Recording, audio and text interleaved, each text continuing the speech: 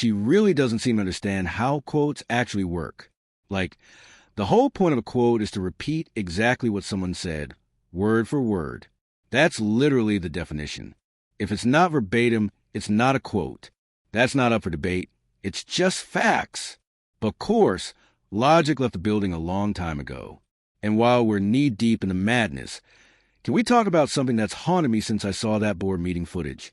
Tiffany's wig. Yep, I said it. I kept watching that video like, something's off. And then boom, it hit me.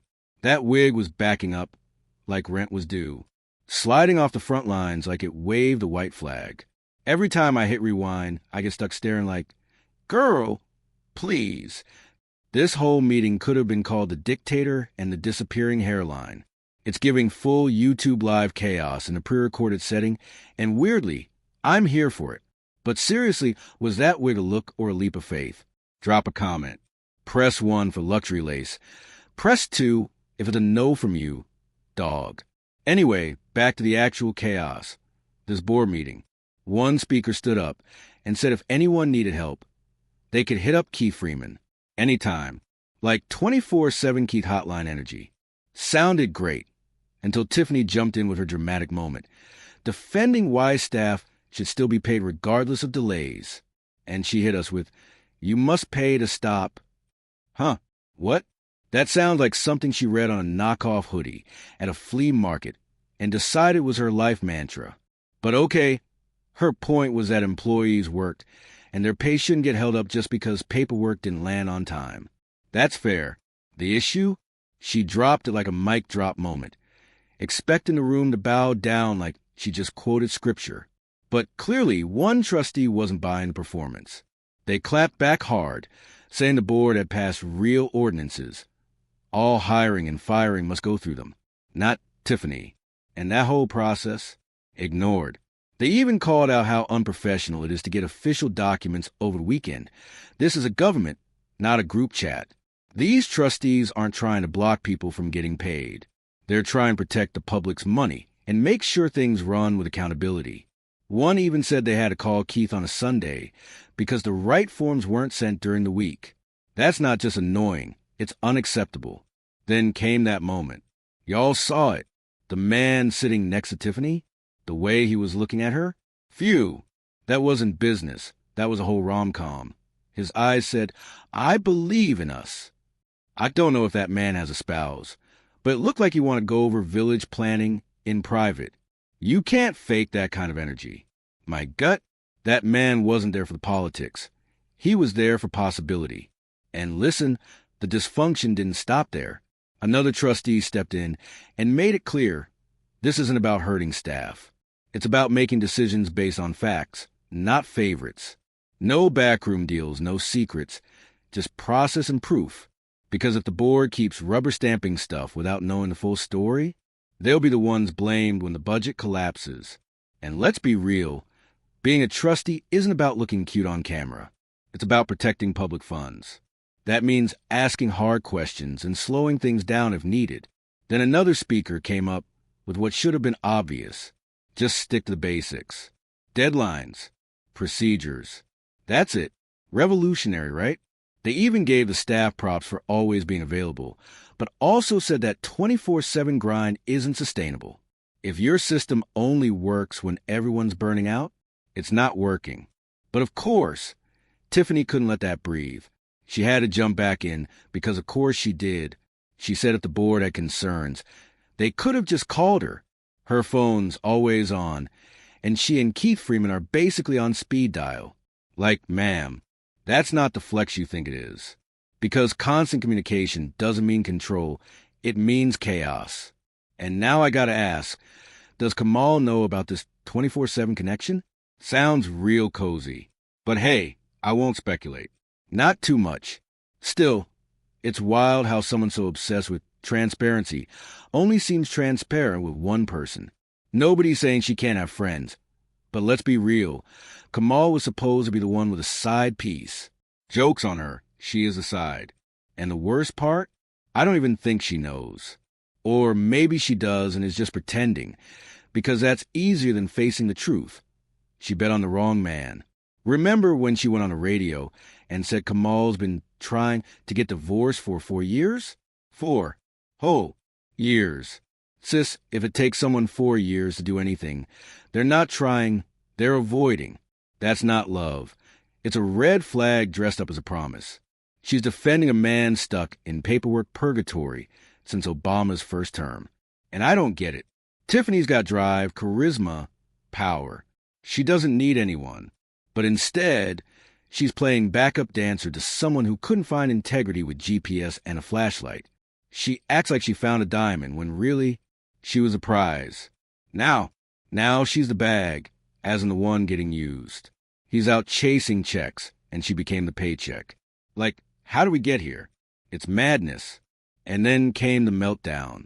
Tiffany accused trustees of being lazy, not reading the village app, not attending meetings. She kept shouting, "It's all in the app," like that magically fixes anything. Spoiler, it doesn't. She uses that app like a shield against accountability, then hands out her number like she's running an after-hour support line.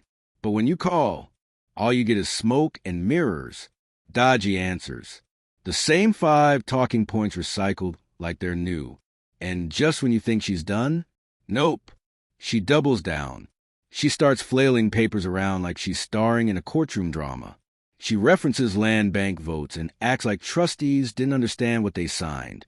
Then she pulls out some sheet of paper about the Buy Black housing program. You know, the one with the free houses and $5,000 deals, and says she'll show it. But of course, she doesn't. Classic Tiffany. Waving it around like it's a sacred scroll, promising transparency, then vanishing with it like a magician. Nobody sees it. Nobody reads it. But somehow, we're all supposed to trust her word, because she's the mayor, and in her world, that means no one's allowed to question her. That's not leadership. That's dictatorship with a press pass. And then, for her final act, she throws in a last-minute twist. She accuses the board of misquoting someone during a vote, says the woman never said what they claimed. But while she's calling everyone else out for fake quotes, she's pushing a shady housing plan like it's misunderstood genius. Tiffany swears she's not being treated fairly. But let's be real, her idea of transparency is just trust me. That might work in fairy tales, but not when people are handing over thousands of dollars for a house wrapped in red flags. This isn't about fairness. It's about control. And Tiffany, she wants all of it, without a drop of accountability. Now, let's talk about those housing programs she keeps parading around like they're a gift from above. Let's talk about these $1 and $5,000 homes. Because of rules? Completely unhinged. For the $1 homes, you've got to prove you have $20,000 in available funds, be licensed and bonded in Dalton, pull a 90-day repair permit, and then survive a full inspection process. Sounds like a lot already, but here's the kicker. If you fail that inspection, the village keeps your $1,000 escrow. Yep, you lose real money for missing a repair checklist. And don't forget, this whole thing's being run like a lottery. You don't even just buy a home. You're hoping to get picked, then hoping to pass the process. The village keeps 25% of the profits. The investor gets 75%, and Tiffany? She's out here bragging in meetings about how she once hired a private inspector to save herself from buying a house with rotted floor joists. Like that's a flex. Sis, it's giving double standard. Because let's not pretend she's always cared about safety and inspections. This is the same woman who rented out a house to a mother and her small kids, a house full of black mold rats and raw sewage flooding the basement. And guess what? One of her own people declared it safe, literally stamped it livable like it was move-in ready. But when she's the buyer, suddenly it's backup inspectors and third opinions galore. She tells residents to use private inspectors too, as if that's some grand solution. But again, this is the same lady who had her crew rubber-stamping health hazards like it was nothing. And now she wants us to believe this housing scheme is profitable for the village? Baby, be serious. When the person making the rules is the same one cashing in from every angle. That's not a program, it's a pyramid. Now about those $5,000 homes. You'd think higher price, smoother process, right? Nope. Buyers have to live there for 5 years. finish all repairs within 90 days, and pass 2 separate inspections. That's a tight timeline. But here's the twist.